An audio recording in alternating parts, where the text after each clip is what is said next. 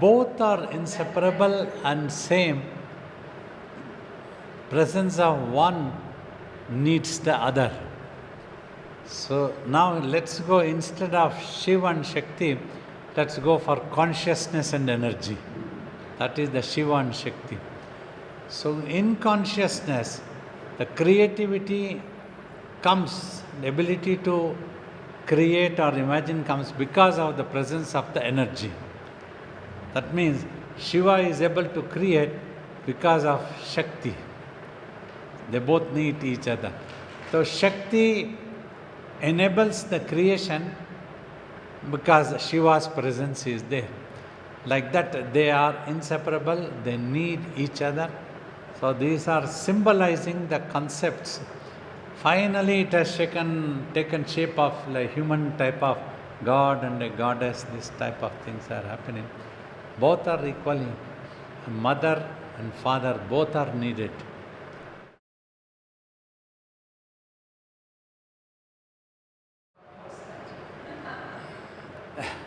Only for worldly people. Shocking. So that's the concept the ancient sages gave for the ultimate truth, Shiva Shakti. So symbolizing that thing. But here, it's one entity has both conscious and energy. Amba also has both conscious and energy, it is there. We don't go like that, me and Shakti, not necessary.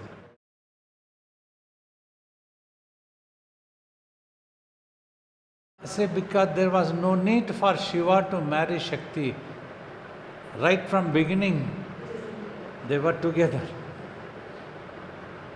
The wedding ceremony of Shiva Shakti is celebrated to symbolize praying to the energy not to create havoc in this world.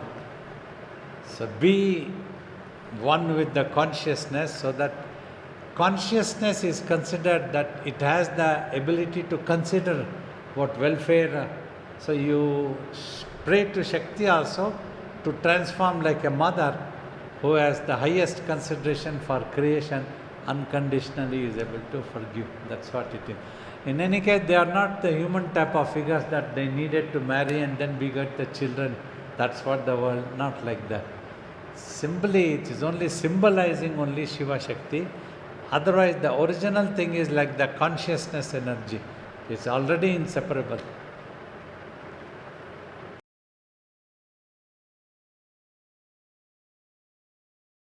These are all humans made to argue, to convince and to teach. So the truth is truth. It's inseparable. That's what it is. Both consciousness and energy. The existence is like that, nature, naturally. So simply we have to understand that they both are together and inseparable, not as different entities coming together, but as one entity. The same one entity has both consciousness and energy. It's a combination of energy and combination. That's what we could observe and understand finally. So we all have heard the Shiva Nillama Shakti Illa, Shakti Illama Shiva Nilla, these arguments, they both are things, some arguing for Shakti, some arguing for Shiva. So these are all the meaningless worldly people's arguments unnecessarily. Just somebody becomes fond of the mother. So even if we try to take from that viewpoint also, for a child, both mother and father are needed. They cannot tell that because of my mother only I came to this earth. They cannot tell that because of my father only I came to this earth. Because of my parents I am here. This body is in front of you. Like that. That is the final truth of existence which we need to understand. So all arguments are futile and makes really no meaning. People.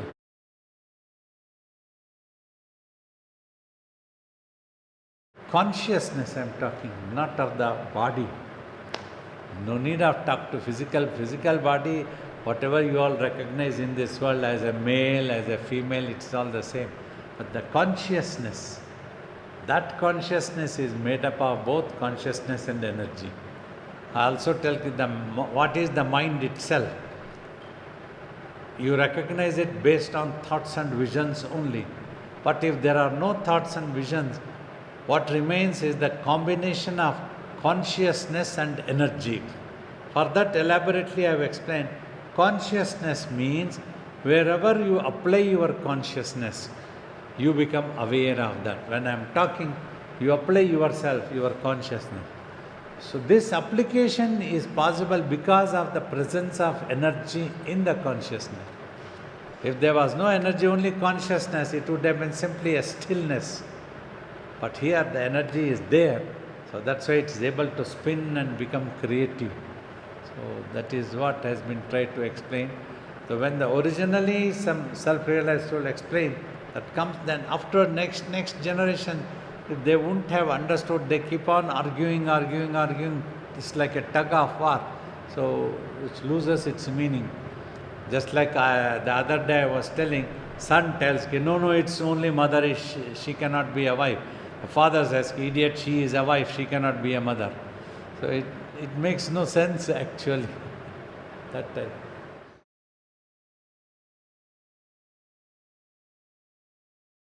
Humans need new things.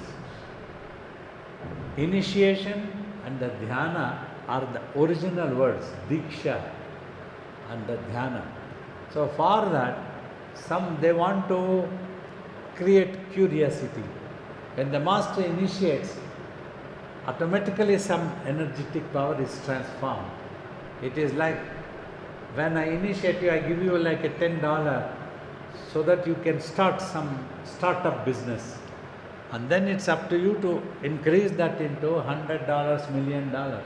If you know how to manipulate and do the business, you will do that one.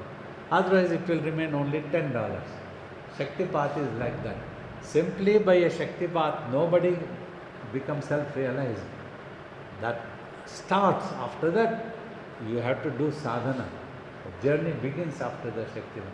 But when Shaktipat means if I tell some energy has been given, so they feel confident. Now I got some energy. If I close the eyes, it starts coming. Energy is here. Yes, it is here. So some people even do the drama. See, I am raising your kundalini. They show their hands like this. It's coming up. Can you feel? That person will say yes, because he knows. If he says no, then the guru tells, you are an idiot. You don't understand anything. That's why he will say, yes, I can feel. I am coming up. It's coming here. It's coming here now. It's coming here. Now I am tying it here. It will remain here. So self-realization doesn't happen like this. You have to become quiet. If your mind becomes quiet, then the kundalini rises. This is what happens. So for that, Shakti is given so that initiation, so that you feel inspired, you start doing and then goes. So no, Shaktipat has made people self-realized. Some time ago, some gurus spoke about this Shaktipat. He gave Shaktipat. When I was going train to Dehradun, they were asking, what does your master teach us? I said, dhyana. Is it like transcendental meditation? In those days, Mahesh Yogi was very famous in the West. And another asked, is it the Shaktipat? He also gives Shaktipat. He gives dhyana. That's what I know. So no Shaktipat, no transcendental meditation. But if you meditate, you will transcend everything I used to tell. If you meditate, that Shakti gets generated that is within you. So that's what the truth of teaching. Like that I used to tell. So new terminology. From India, the same techniques travel to another country, comes back as a Reiki. The coal, you all know COAL coal, was taken away to England by British. Then again brought it and sold to Indians for more than double the rate. Marketing. This is also something like that.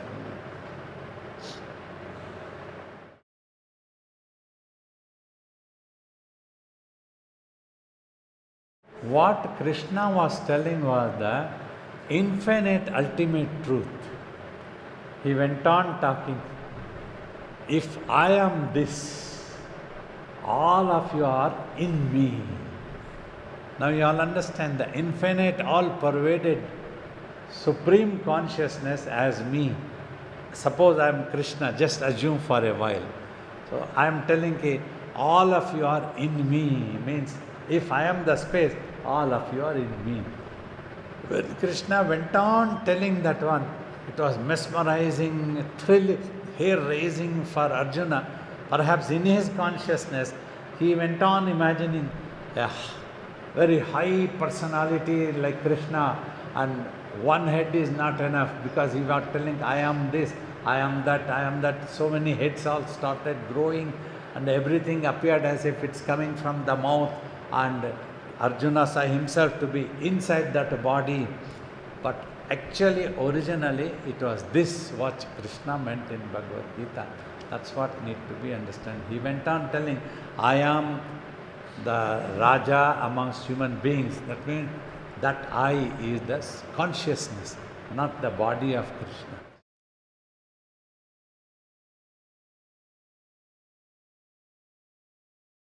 See, that is all the capacity to imagine.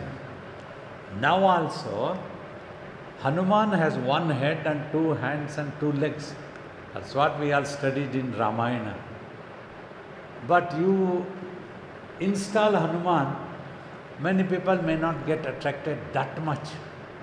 But instead, you give 4 more heads to Hanuman and call it Panchamukhi Hanuman. Then that's curiosity. Why? There is a Panchamukhi Hanuman, hitherto not seen before that one. So another comes with another competition. Acha, you have done Panchamukhi, I will do it Dwadashamukhi. Now I will see all the crowds coming to my temple. So he constructs a 12 heads for Hanuman. It goes on growing like that one to attract people, to generate curiosity. How many? Like that, artists, when they do it, whatever maximum they can imagine, Vishwarupa Darshana, yet it will be limited into a frame. Whatever they could imagine, as many heads as they could imagine, they depicted. And whatever he went on telling Krishna, this is Vishwarupa Darshana, that's what Arjuna saw, that one. Who saw, who didn't see. But the actual truth is space, and that is the thing. Every creation, entire creation. So every day you get to see in the telescope, if you are an astronomer, a new planet appearing, another planet getting dwarfed, and sun is being engulfed by another white star or something like that. Keeps coming. Astronomical news every day keeps coming. That is the truth. That's what the actual truth. So they wrote.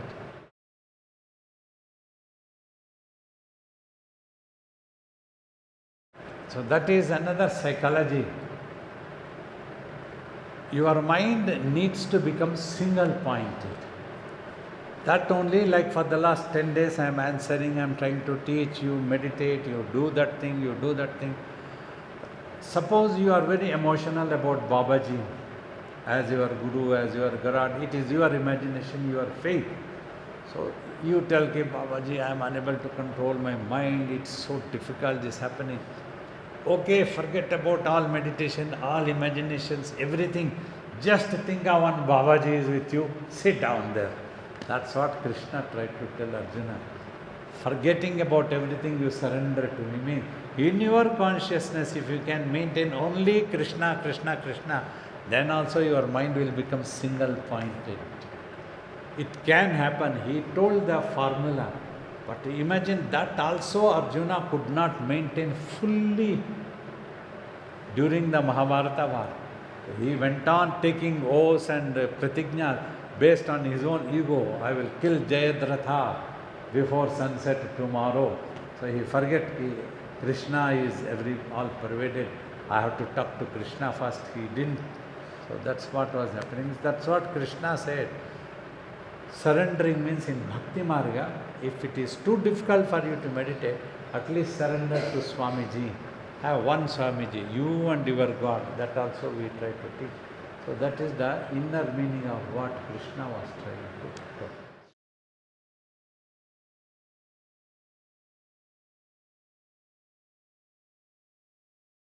Yeah?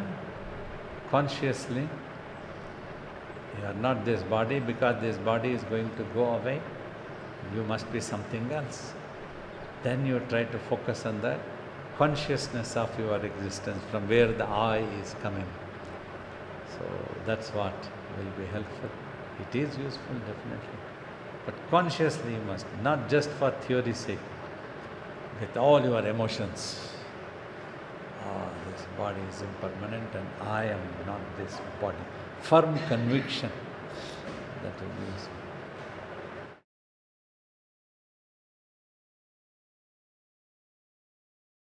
Losing the ego means, if I tell you sit down, without thinking twice, sit down. If I tell you you watch, without thinking twice, just watch, then things will work. That's what the surrender to the Master. You got a chance to see Swamiji. He told everybody whoever came to do dhyana, and you know many of the royals, these, that, did anybody do? But they went on doing their own things. That is what is known as ego. So ego is so dearer than even the Guru. You can imagine. If one can lose the ego, Swamiji always told, ego is the biggest hurdle for progress. If you can lose the ego, that means when the Master says you just do it. If you don't have ego, you will do it. When he asked me to look after the mentally challenged, I looked after. I never bothered why I should look after mentally challenged. Why is he not making me to do meditation? Never thought. Because the ego was not there. Swamiji is asking me and I am just doing it. So that's how you will lose ego. You will be benefited. This is what the elaborately ego point means. Having your own ideas and not following. Then the things will get delayed. So Master tells something and you try to do something. Inside you will hear, it appears so true, whatever Babaji is telling is makes sensible, it is so wonderful. The moment you cross this door, it goes away from the mind. You talk something else, you take up a cell phone and you argue the family people, you keep scolding somebody, this is not happening, pulling up the husband, why did you do this, I told you not to do this. Something, example, not exactly that you do it, for anybody. So that is all the ego, habits. That's what I also try to call as acquired habits of the mind. The mind becomes a victim of its own habits. It cannot give up. So if one can give up, then self-realization can come like this. That's what delays. That's what the talk of ego.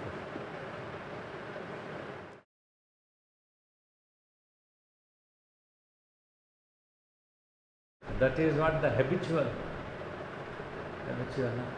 So, always when one stronger thought is troubling you, you need to take help of much more stronger thought. That only helps you to overcome this. Otherwise, difficult. So now you have to see what can be more dearer to you than that habitual ego. Take the help of that. Then this will not allow this ego to crop up. You will think twice, 10 times, oh God, Babaji will pull me up if I do anything nonsense here. If I don't do this work, if I don't wash the plates, Babaji will be watching me, he will pull me up later, he will crack some joke about me because I did not do this service. He is very clever, Babaji is watching. Like that you keep thinking and you won't do that wrong thing.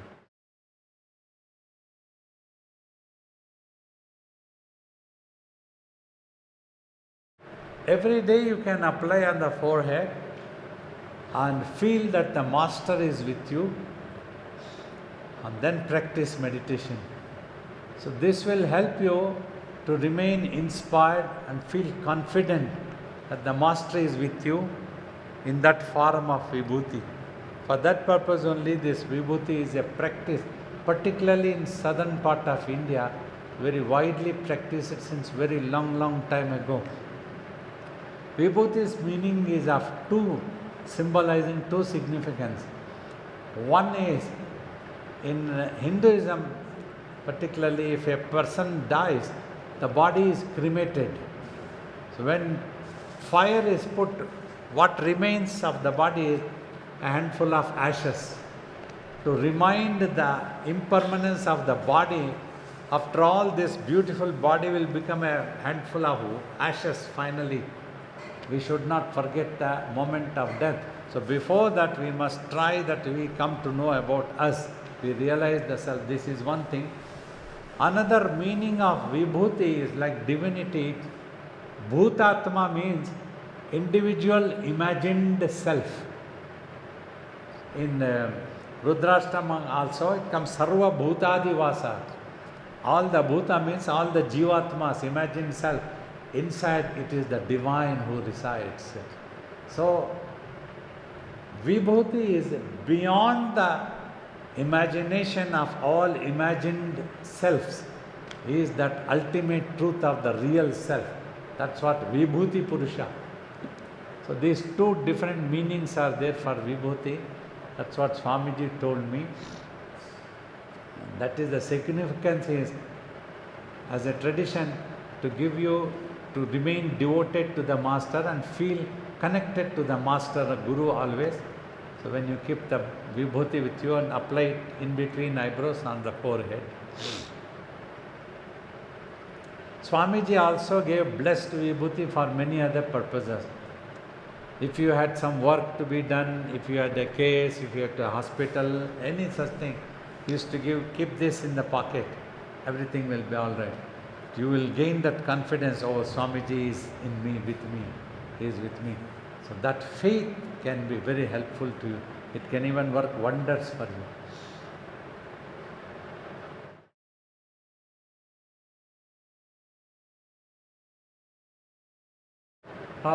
Some Reiki people have discussed, I told, before doing Reiki, if you meditate well, if your mind is matured, then you won't absorb any negative energy, you will be able to help better. Do not be in a rush to become a Reiki teacher without understanding that perfectly, without getting that mind under your control. Go towards self. Otherwise, you will simply end up becoming a small teacher, will not be able to go towards self-realization. That's what I would like to tell other people.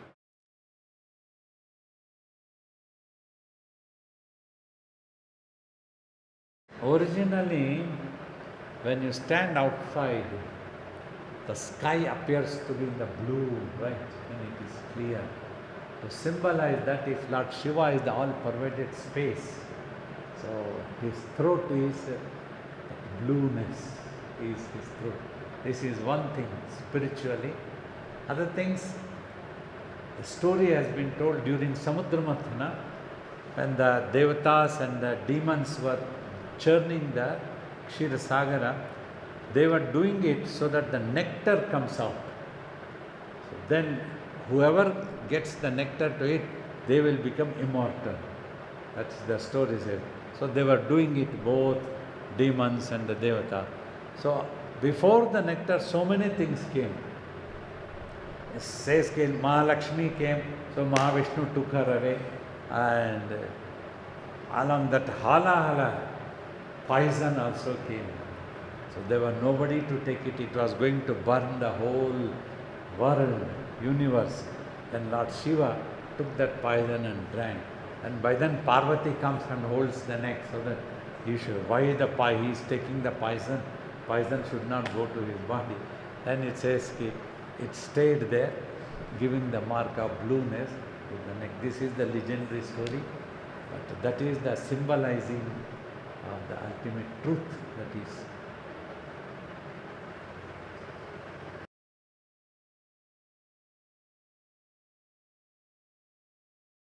Vedanta is the knowledge about the ultimate truth.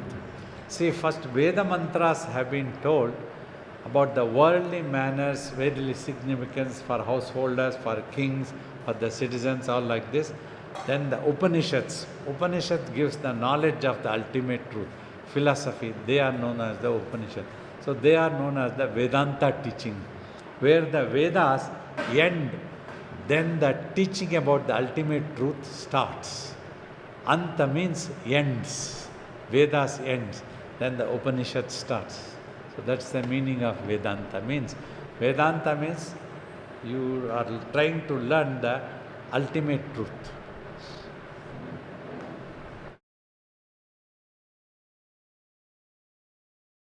Yeah, it's concentrated power.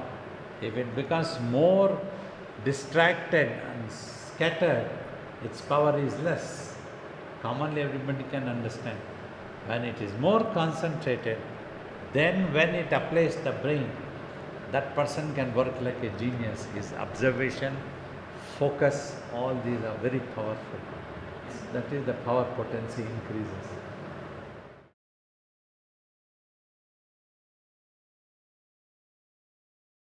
Yes, it can be more distracting.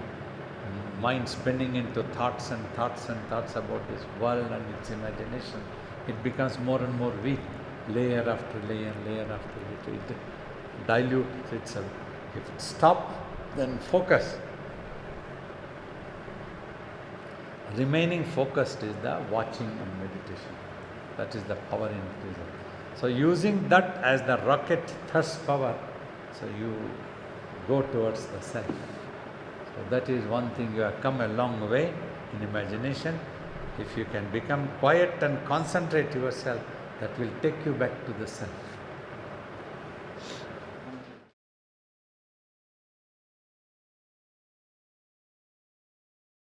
So if at all such a thing appears, so mind has a tendency to quickly recognize, analyze, and then make a judgment. First mistake, when you recognize the existence of such a thought or a vision, okay, you recognize, at least now you keep quiet, you can tell your mind. But it analyzes, and that is the second mistake. Repeats the mistake. Then the master tells, at least my God, my child, don't make any judgment, you will get involved. It makes a judgment. Third mistake it does. So like this, it gets involved. Instead of, if you don't do any of these three things, you will win. First instant itself, if you don't recognize it, then that dissolves. So this is what the Vikram and the ghost story I have told. Vikramaditya was a great king. One tantric guru, he told me, I have to do a great sacrifice for Mother Kali. I need the ghost which is on the tree top. You have the only power to bring it. So he goes to bring it. He put it on his shoulders. He is bringing. The story says that 1,000 nights, every day, the ghost would engage in talking. Look, Emperor Vikramaditya, I am going to tell you a story so that we can time pass. Long distance is there for you to reach there. So we can have some entertainment. I will tell a story. And at the end of the story, I will ask a question. You have to answer if you know. If you don't know, I won't mind. I will leave you in peace. But if you know the answer, then you have to tell me. But the condition is that the moment you open up your mouth, I will escape and go back to the tree top. That was the condition worked out. He agrees.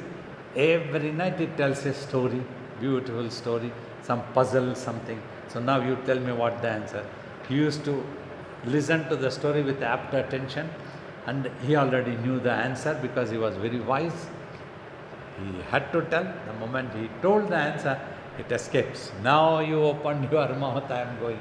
Like that it went on for every day without fail. He comes without losing patience and tries to take time. The last day he just thought, why is this happening? Every day I take, I answer, and it runs away. Now, how to avoid this? Then he says, the problem is, when I listen to the story the ghost says, then I always know the answer. So the moment I answer, it runs away. one idea. If I don't listen, if I don't pay attention to the story that the ghost is telling, then I don't have to answer at all. It cannot complain. Then it will have to go with me. So last day, it goes on telling its story and he doesn't pay attention. He keeps his mind totally focused. He was a serious, great meditator, tapasvi, Raja Vikramaditya.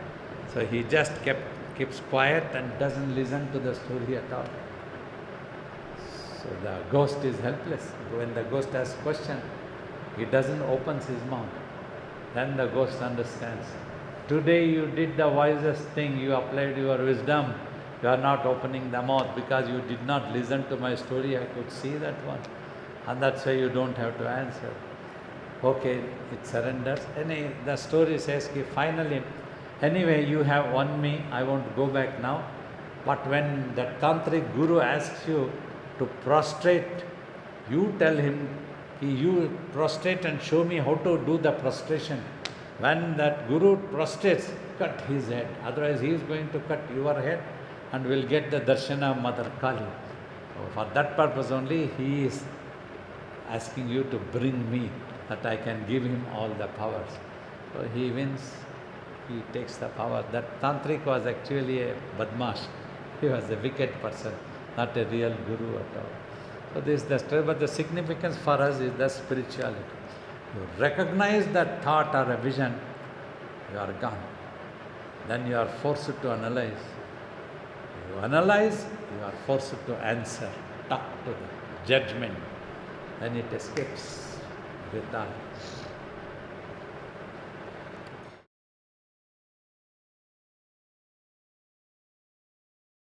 It's your mind which tells a story, always shows a scenario, a vision, or gives a thought, and then it knits a story and tells you the story. That becomes attractive to you and you analyze and you try to judge yourself. This is good, this is bad, why is this happening, why not that happening?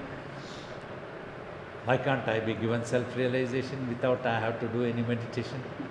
How nice it would have been if I didn't have had to meditate at all. How nice if I didn't have had to die in this body, then I wouldn't have bothered about any God. So stories, it keeps knitting. And you get involved, you become a victim of your own stories. Here, you become a victim of your own stories. Finally, it is just an imagination which is not useful to you in any way for your happiness or for your existence. During meditation at least.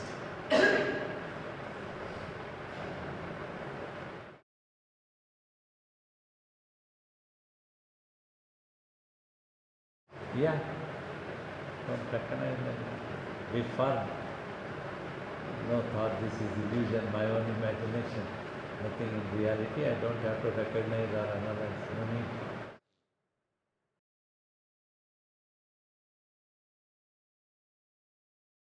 That's the devotional path. Several reasons. Originally, Guru Nanak taught meditation because he spoke such language also. So you have to cross the doorstep. When you are able to cross the imagination doorstep, then the stillness and the space, you will find the Guru, ultimate truth. Then after successors were there, in Sikhism 10 gurus has happened. The last Guru thought that if we have to continue, the quality of gurus has been decreasing. If they are not self-realized, there will be a lot of politics. So he thought of putting a stop to the Guru's successive lineage. Instead of that, he said that the text is known as Guru Granth Sahib, in which all the songs are there, music. The Guru Arjuna Dev composed that one, taking hymns and songs from different sages, from all religions, from Islam also, Sufi saints singing, from Hinduism also, Kabir Das or Tulsidas, anyone like that one. And the Sikh gurus also who had all composed songs have been compiled in that one. So now in Sikhism, they worship that Guru Granth Sahib book is kept on the final takht for worshipping. Everybody just follow that one. No more human gurus. There won't be any politics. That's what Guru Gobind Singh thought. Under the circumstances, he found that Sikhism of wearing the turban, 5 significant things. Kada, and growing the hair and a small sword like this. So that's what the now present situation. But they all sing beautifully. They sing Guruvani, they call it. In all Gurudwaras, that part keeps going on. So that is like if one can listen, if they cannot meditate, even if they listen out of total devotion. So slowly, probably, I think the meditation has taken a backbench and other things have come to the forefront. This is what happens in any religion or any guru's teachings, and they try to take other form of things.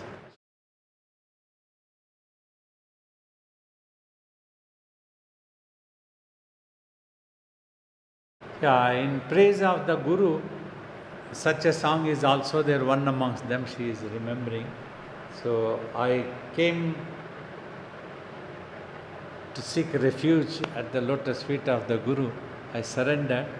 So then I found that supreme peace. Like that the song's meaning was. So all the songs, beautiful songs are there, giving high philosophical meaning. But if only people can follow that, they can reach truth. Wonderful.